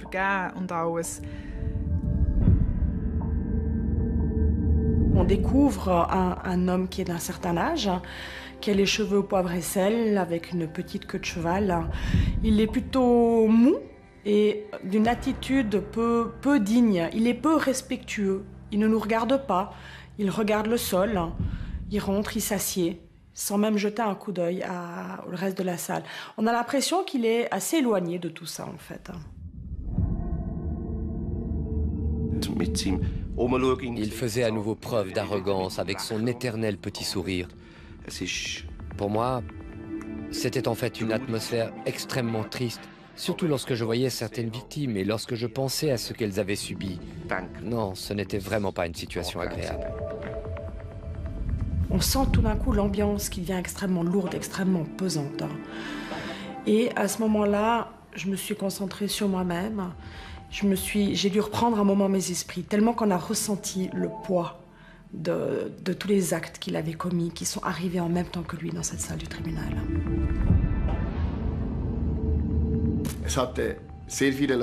Il y avait beaucoup de monde, mais il était difficile de dire clairement si c'était des victimes ou des représentants des médias. Mais en tout cas, la salle était complètement remplie. Et Urs B a immédiatement eu l'impression que tout le monde allait se liguer contre lui. Il s'est tout de suite senti mal à l'aise dans cette salle.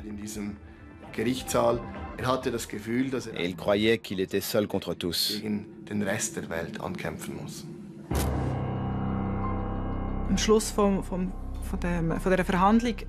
À la fin de cette séance, Urs B s'est retourné, m'a regardé et il a déclaré qu'il avait honte et qu'il s'excusait.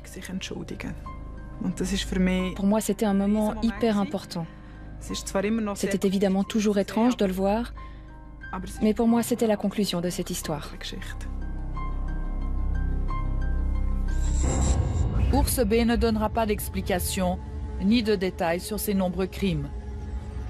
Il sort du procès fâché.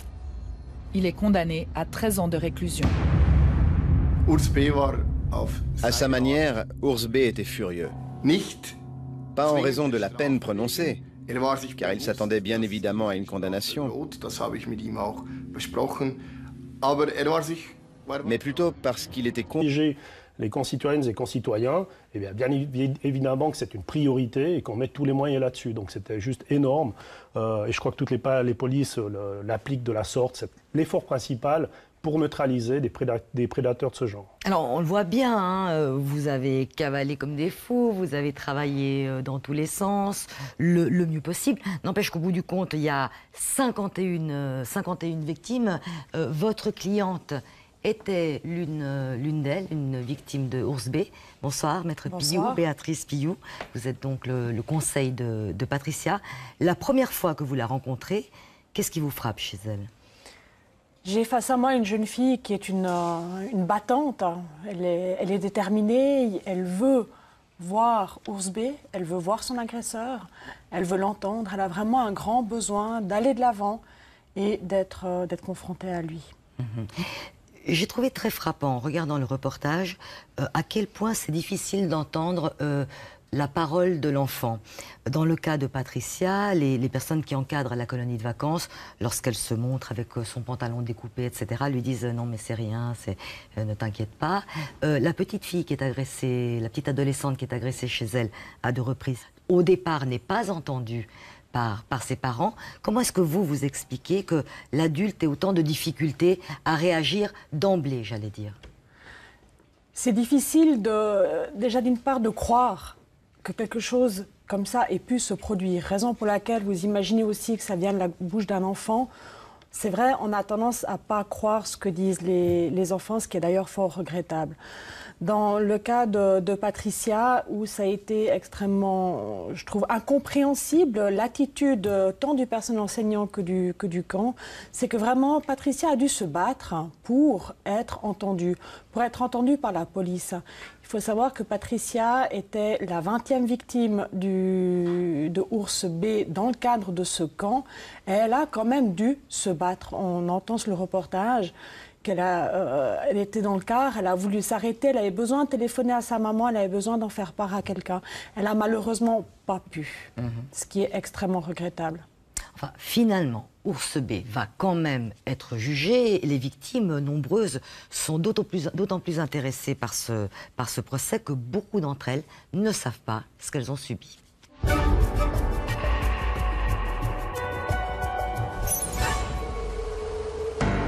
Le procès d'Urs B a lieu le 27 juin 2011 à Brigue. Sur les 51 victimes, seules 2 sont représentées par un avocat, dont Patricia. Le procès est ouvert au public. Les victimes ne sont plus des adolescentes, ce sont des femmes. Mais on était aussi à une époque où c'était les prémices de l'ADN. On était avant l'année 2000 qui a vu l'introduction d'ordonnances régulant ou réglant l'application de l'ADN. Donc il y a eu quantité d'objets qui ont été transmis et aucune trace d'ADN à exploiter, ce qui n'aurait pas changé grand-chose, puisque finalement la clé du succès, c'est effectivement, cet acte citoyen de ce papa Soleroy qui a interpellé ce malfrat, ce criminel, et puis 2, la police soleroise, comme l'a relevé mon collègue Sauterelle, qui a eu ce réflexe de presque provoquer la plainte permettant d'arriver à ce test ADN. Mais les efforts ont été faits. Au Feriendorf à Fiège, par exemple, on a placé les caméras, comme ça a été relevé dans votre sujet, mais c'était encore la technologie VHS, donc pas grand-chose à exploiter. On était présents, on a des gens qui sont restés sur le site, alors que c'était une durée de mois et d'années durant lesquelles il y avait quelques agressions. Donc pas simple pour nous. Une satisfaction et effectivement vraiment un soulagement lorsqu'on a l'information des Vaudois qui nous signalent le hit, comme on l'appelle, donc la reconnaissance de l'ADN par rapport à l'interpellation soleroise. Je crois qu'au milieu des années 90, il y a une autre affaire qui brouille un petit peu les pistes. Oui, alors en 98-99, on a donc Oursebet qui agit dans le Valais central. Donc à ce moment-là, on ne savait pas bien sûr que c'était lui. Et on avait un épisode qui est malheureusement toujours pas élucidé, mais dont l'auteur ne réagit plus, du moins, dont on a l'ADN, c'était le violeur à la cagoule. Une personne qui a violé plusieurs femmes dans la région de Sion, ce qui fait que notre effectif a été boosté en termes de services de nuit. On a eu justement des enquêteurs, des inspecteurs de la PJ qui sont restés au domicile pour veiller. On pourrait se poser la question d'un parallèle entre ces deux affaires. On a même des agents de police qui ont, si j'ose me permettre d'utiliser ce terme, joué l'appât. En toute sécurité, avec nos groupes d'intervention et autres, pour essayer de l'attraper, de l'arrêter, et puis ça n'a pas marché. Donc on était à un moment de tension énorme. Tout à l'heure, mon collègue Sauterelle parlait de 170 tests d'ADN dans le cadre de l'affaire sur le côté vaudois, ce qui est énorme. Dans le cadre du violeur à la cagoule, on a pu exclure 1572 personnes par test ADN. Donc on est en plus avec une implication, on est allé jusqu'aux États-Unis pour consulter des profilers.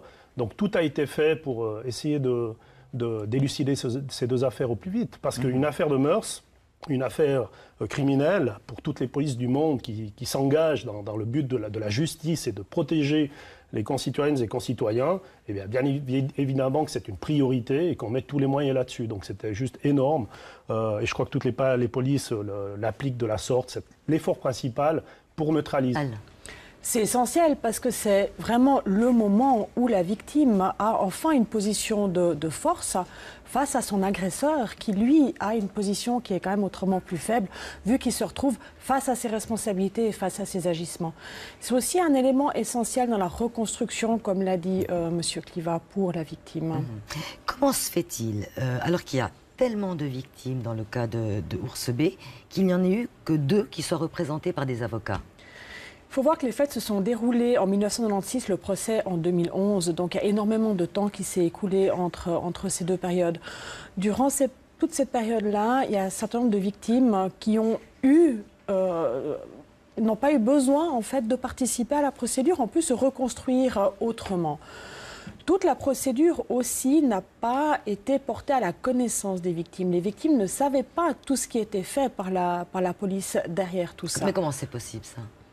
C'était pas prévu à ce moment-là par le code de procédure pénale. Aujourd'hui, ça a changé. Exactement. Ce qui est le cas à l'heure actuelle où on voit les victimes sont vraiment associées à la procédure. Elles peuvent vraiment prendre parti.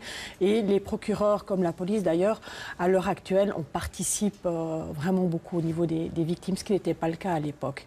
Là, Patricia, elle avait besoin, je vous ai dit tout à l'heure, c'est une combattante, donc elle avait vraiment besoin d'aller jusqu'au bout du processus et elle avait besoin d'avoir un porte-parole en fait durant ce procès, tâche que j'ai assumée avec un grand plaisir.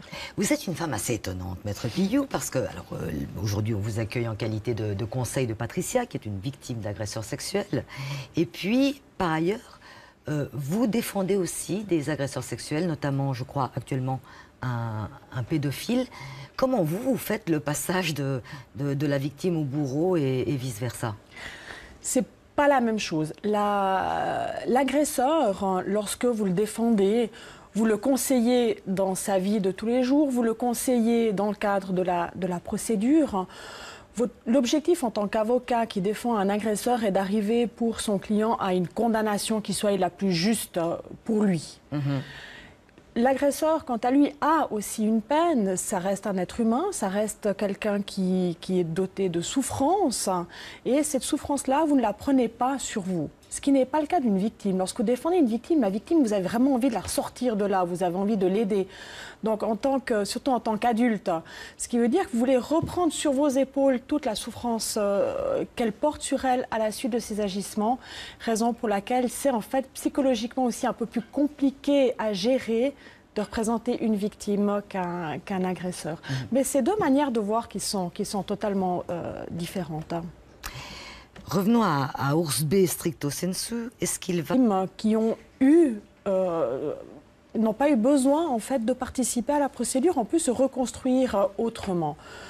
Toute la procédure aussi n'a pas été portée à la connaissance des victimes. Les victimes ne savaient pas tout ce qui était fait par la police derrière tout ça. Mais comment c'est possible ça?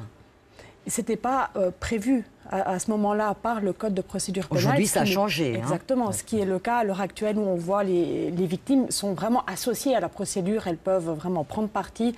Et les procureurs, comme la police d'ailleurs, à l'heure actuelle, on participe vraiment beaucoup au niveau des victimes, ce qui n'était pas le cas à l'époque. Là, Patricia, elle avait besoin, je vous ai dit tout à l'heure, c'est une combattante, hein, donc elle avait vraiment besoin d'aller jusqu'au bout du processus et elle avait besoin d'avoir un porte-parole en fait durant ce procès, tâche que j'ai assumée avec un grand plaisir. Vous êtes une femme assez étonnante, Maître Pillou, parce que aujourd'hui on vous accueille en qualité de conseil de Patricia, qui est une victime d'agresseurs sexuels, et puis par ailleurs vous défendez aussi des agresseurs sexuels, notamment je crois actuellement un pédophile. Comment vous faites le passage de la victime au bourreau et vice-versa? C'est pas la même chose. L'agresseur, lorsque vous le défendez, vous le conseillez dans sa vie de tous les jours, vous le conseillez dans le cadre de la procédure. L'objectif en tant qu'avocat qui défend un agresseur est d'arriver pour son client à une condamnation qui soit la plus juste pour lui. L'agresseur, quant à lui, a aussi une peine. Ça reste un être humain, ça reste quelqu'un qui est doté de souffrance. Et cette souffrance-là, vous ne la prenez pas sur vous. Ce qui n'est pas le cas d'une victime. Lorsque vous défendez une victime, la victime, vous avez vraiment envie de la ressortir de là, vous avez envie de l'aider. Donc, surtout en tant qu'adulte, ce qui veut dire que vous voulez reprendre sur vos épaules toute la souffrance qu'elle porte sur elle à la suite de ses agissements, raison pour laquelle c'est en fait psychologiquement aussi un peu plus compliqué à gérer de représenter une victime qu'un agresseur. Mais c'est deux manières de voir qui sont totalement différentes. Revenons à Urs B. stricto sensu. Est-ce qu'il va ressortir? Ça, c'est quand même la question épineuse et très d'actualité. Alors, j'aimerais bien rassurer tout le monde. Urs B, tant qu'il est malade, ne ressortira pas. Urs B a été condamné à 11 ans et 8 mois d'emprisonnement. Il a également été astreint à une mesure. Et cette mesure est l'internement. La mesure, il ne sera pas libéré de cette mesure tant qu'on n'arrivera pas à la conclusion qu'il ne récidivera pas. Si il y a toujours un risque de récidive, il restera en mesure thérapeutique, en internement. Donc il ne sera pas libre tant qu'il n'est pas guéri. Donc vous voulez dire qu'il doit régulièrement passer... même attouchement. Les semaines passent et l'enquête piétine. Les rumeurs les plus folles circulent autour de l'agression, y compris autour du témoignage des victimes. Il y a bien entendu l'agression à caractère sexuel d'une personne externe, mais il en a très bien pu être aussi confronté à une situation de relation intime consentie, mais interdite par le règlement du collège, et donc une situation que les victimes auraient éventuellement voulu cacher. Une des théories, c'était plutôt l'élève. On pensait peut-être qu'il y avait une fête dans une des chambres. Et puis, pour pas se faire punir, elles avaient inventé une histoire. Ça, c'était une des histoires qui courait. Oui, il y avait une certaine tension sur tout ça. Mais le grand problème, c'est que ça a duré. J'ai essayé de décourager les rumeurs parmi les élèves, mais c'est impossible en fait. Tout le monde parle. La justice déclenche alors une opération sans précédent. Elle ordonne des prélèvements systématiques d'ADN sur tout le personnel masculin, ainsi que sur les élèves masculins âgés de plus de 14 ans, du jamais vu dans le canton de Vaud. C'est plus de 170 personnes qu'on a contactées pour faire une comparaison entre le profil ADN retrouvé sur les lieux et le profil ADN de ces personnes. C'était bizarre. On a eu les tests ADN dans la salle à manger. Ils sont venus faire prélever de la salive. Tous les résultats étaient négatifs. C'était un peu un soulagement, je suppose. Comme directeur à ce moment-là, ça aurait été vraiment un désastre si ça avait été un professeur, par exemple. 170 personnes testées, toutes disculpées. 5 mois après l'agression, il n'y a aucune piste sérieuse. On ne sait toujours pas qui a violé les 3 pensionnaires de l'Aiglon Collège.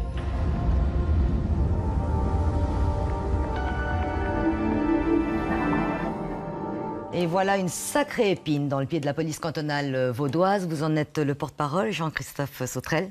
Bonsoir à vous.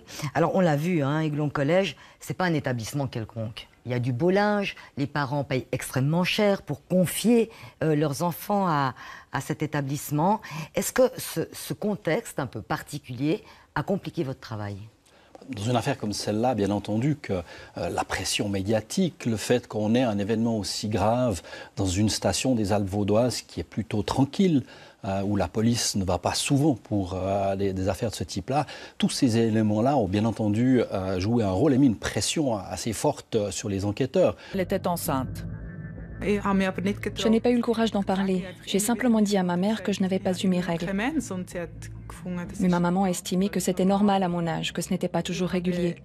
Tous les soirs, dans mon lit, je posais mes mains sur mon ventre et je priais pour cet enfant non désiré. Je le bénissais. Par exemple, si je devais prendre des médicaments pour autre chose, je ne les prenais pas si c'était marqué « déconseillé pour les femmes enceintes ». Ça a duré pendant des mois. Pendant des années, elle n'a pas pu dormir sans s'enfermer.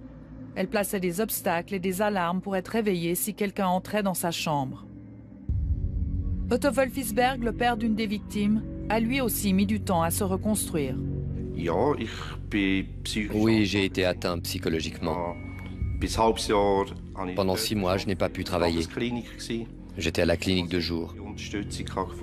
Mais j'étais bien soutenu par mon entreprise. Et j'ai eu un soutien psychologique. Parce qu'en fait, cet homme était toujours là, planté devant moi, dans ma tête. Et c'était difficile. J'ai dû me reconstruire. Ça a été une période difficile.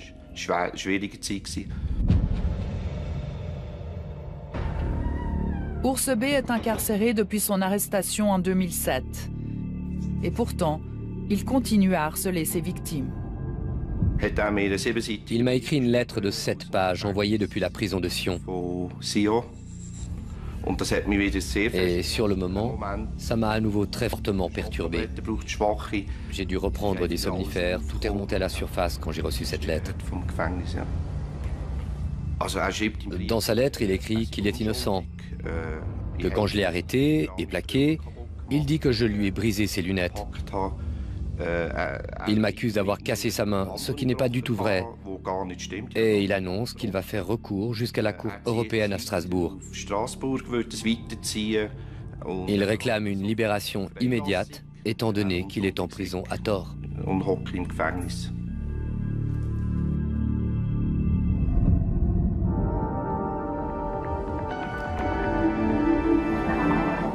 Alors à Zone d'ombre, nous avons aussi reçu notre lettre de Ours B, aussi une très longue lettre puisqu'elle comporte 9 pages.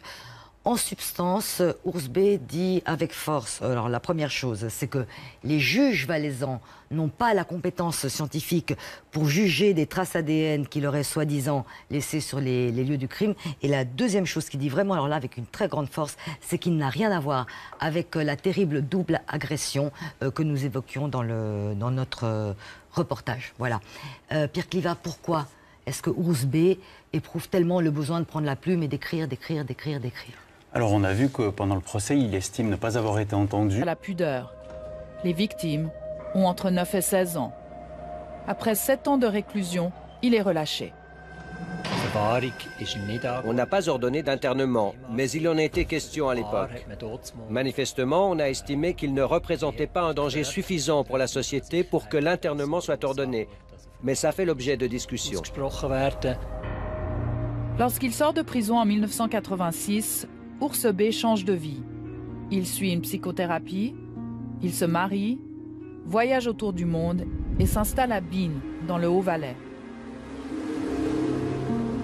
Il suit une formation de cafetier et prend en gestion un restaurant.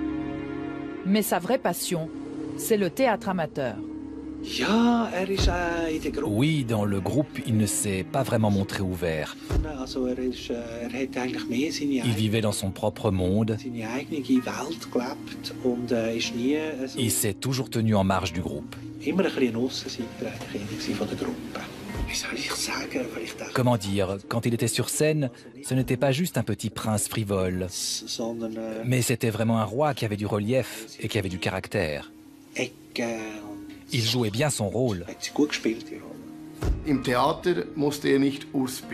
Au théâtre, il ne devait pas être Ours B. Il pouvait s'abriter derrière un rôle, que ce soit un roi ou un mendiant ou encore un chanteur. Il pouvait se dissimuler et il ne devait pas s'affirmer en tant qu'Ours B, l'Ours B qui était confronté aux échecs de son existence. Début des années 2000, il déménage à Trimbach, dans un tranquille quartier résidentiel. Mais très vite, ses vieux démons refont surface. Il recommence à agresser des jeunes filles.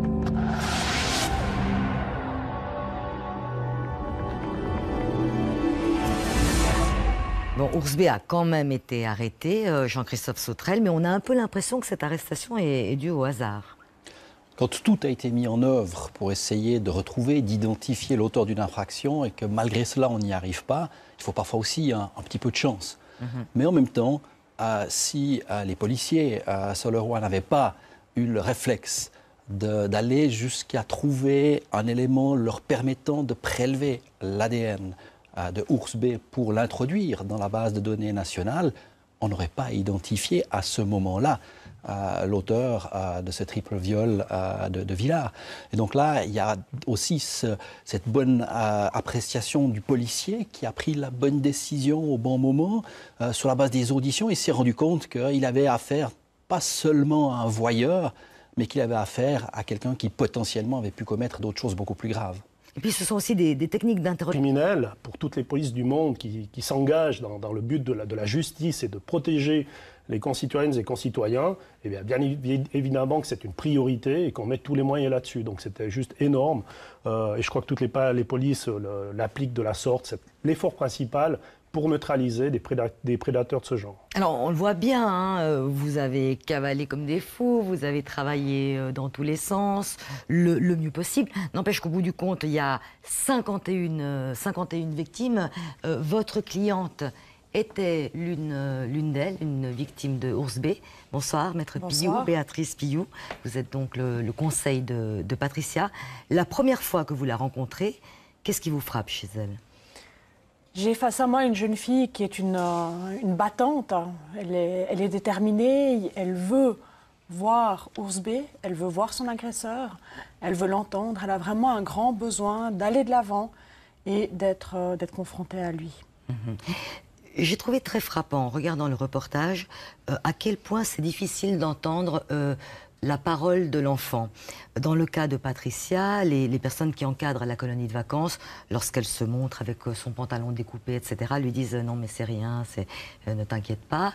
La petite fille qui est agressée, la petite adolescente qui est agressée chez elle à 2 reprises, au départ n'est pas entendue par ses parents. Comment est-ce que vous expliquez que l'adulte ait autant de difficultés à réagir d'emblée, j'allais dire? C'est difficile déjà d'une part de croire que quelque chose comme ça ait pu se produire. Raison pour laquelle vous imaginez aussi que ça vient de la bouche d'un enfant. C'est vrai, on a tendance à ne pas croire ce que disent les enfants, ce qui est d'ailleurs fort regrettable. Dans le cas de Patricia, où ça a été extrêmement, je trouve, incompréhensible, l'attitude tant du personnel enseignant que du camp, c'est que vraiment Patricia a dû se battre pour être entendue par la police. Il faut savoir que Patricia était la 20e victime de Ours B dans le cadre de ce camp. Et elle a quand même dû se battre. On entend sur le reportage elle était dans le car, elle a voulu s'arrêter, elle avait besoin de téléphoner à sa maman, elle avait besoin d'en faire part à quelqu'un. Elle n'a malheureusement pas pu, ce qui est extrêmement regrettable. Enfin, finalement, Ours B va quand même être jugé. Les victimes nombreuses sont d'autant plus intéressées par ce procès que beaucoup d'entre elles ne savent pas ce qu'elles ont subi.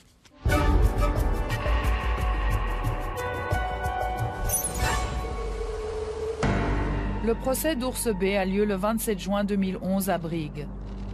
Sur les 51 victimes, seules 2 sont représentées par un avocat, dont Patricia. Le procès est ouvert au public.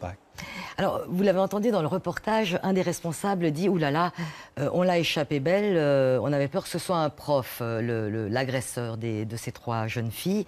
Est-ce que vous avez suivi des pistes à l'interne ?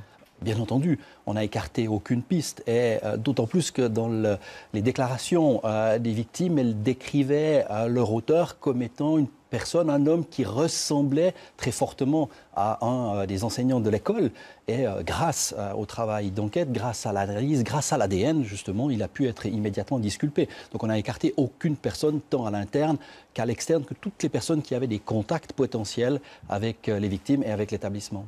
Alors, vous évoquiez l'ADN. Effectivement, ça a été un nombre de prélèvements et d'analyses ADN faramineux. 170 personnes passées au crible. On a vraiment l'impression que dans cette affaire, vous mettez le paquet. C'est des moyens extrêmement importants. 2 enquêteurs qui ont travaillé à plein temps pendant une année sur cette affaire. Non seulement il y a eu tous les contrôles ADN, les contrôles techniques. On s'est rendu compte que les victimes, sur les 3 victimes, 2 avaient des téléphones portables. Elles avaient eu des contacts, des échanges par SMS et des conversations avec d'autres élèves, avec des proches. Donc là aussi, on a procédé à toute une série de contrôles rétroactifs sur les contacts, les personnes qui étaient entrées en contact avec ces victimes pour après pouvoir les disculper. On a aussi procédé à des analyses chimiques sur le trichloréthylène. On a essayé de faire la carte d'identité chimique du produit pour essayer de remonter à la fabrication, puis éventuellement à la distribution. On s'est rendu compte que c'était un produit extrêmement pur, plutôt utilisé dans des laboratoires.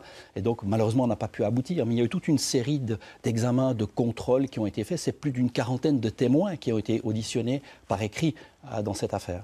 C'est vraiment énorme. Hein. C'est un déploiement de moyens qui est absolument extraordinaire. Puis c'est vrai qu'il pose question. Alors, tant mieux que vous ayez fait tout ça. Et puis en même temps, on se dit, des viols, c'est affreux, ça arrive même régulièrement. En quoi cette affaire-ci était un peu plus particulière que les autres, pour qu'il y ait autant de moyens déployés? On est déjà dans un triple viol où, avec tous les éléments que nous avions en main à ce moment-là, on s'est rendu compte que, contrairement à ce qui se passe d'une manière plus générale, où souvent les agressions à caractère sexuel se passent entre familiers, entre proches, dans le cadre d'une dispute conjugale par exemple, là, on s'est assez vite rendu compte que l'auteur venait de l'extérieur et donc n'avait pas, apparemment en tout cas, de contact direct avec ses victimes, que ses victimes ne le connaissaient pas. Et donc face à un événement comme celui-là, pour nous, il était extrêmement important de déployer un maximum de force, de tout faire pour retrouver cet auteur. On pouvait même aller jusqu'à imaginer qu'on était face à un prédateur sexuel. Et puis malgré tout ça, l'enquête fait autant sans être inquiété. Bien, vous l'avez résumé en indiquant sa mobilité, le fait de ne pas s'ancrer dans un secteur donné, le fait d'être discret, d'être malheureusement malin, le fait de ne pas laisser de traces, puisque par exemple à Fièche, ça n'est pas le nombre de vêtements par exemple qui manquaient pour les expertises, mais on était aussi à une époque où c'était les prémices de l'ADN.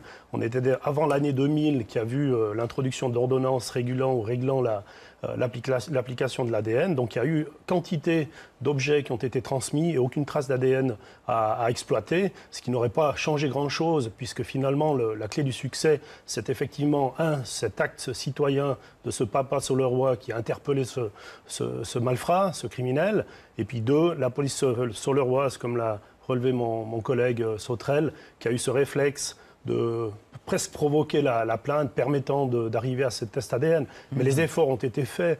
Au Feriendorf à Fiège, par exemple, on a placé les caméras, comme ça a été relevé dans votre sujet, mais c'était encore la technologie VHS, donc pas grand-chose à exploiter. On était présents, on a des gens qui sont restés sur le site, alors que c'était une durée de mois et d'années durant lesquelles il y avait quelques agressions.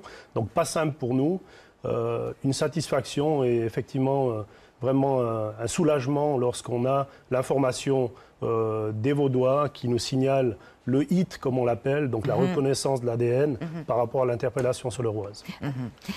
Je crois qu'au milieu des années 90, il y a une autre affaire qui brouille un petit peu les pistes.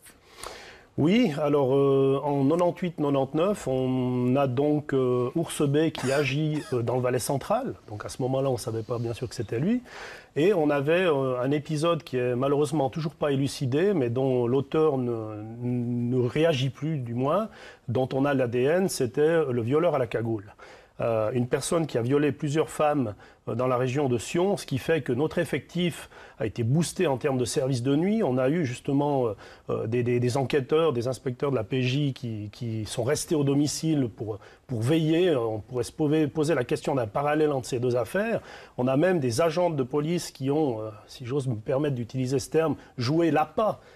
En toute sécurité, avec nos groupes d'intervention et autres, pour essayer de l'attraper, de l'arrêter, et puis ça n'a pas marché. Donc on était à un moment de tension énorme. Tout à l'heure, mon collègue Sauterelle parlait de 170 tests d'ADN dans le cadre de l'affaire sur le côté vaudois, ce qui est énorme.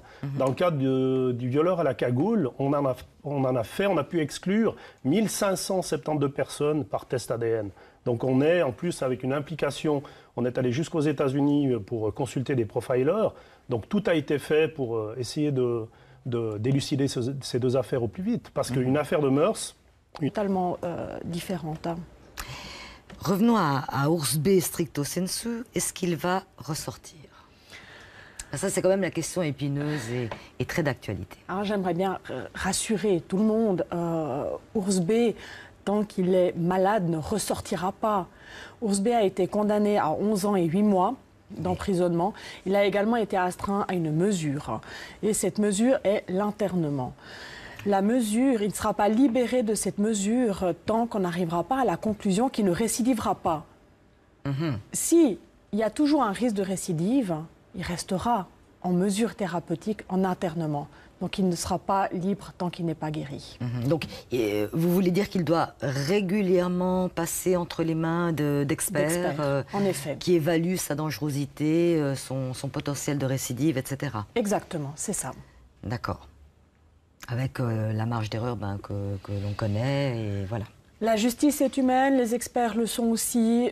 On ne peut pas exclure qu'il n'y ait aucun risque de récidive au moment où un agresseur tel que Ours B est mis en liberté. Effectivement. Alors c'est la deuxième fois qu'Ours B se retrouve en prison. Il a fait, on vous l'a dit, une longue liste de victimes. Et ce qui est difficile après pour les victimes et bien souvent pour leur famille, c'est de se reconstruire, comme nous l'expliquent Muriel Siki et Wilfred Rebeté.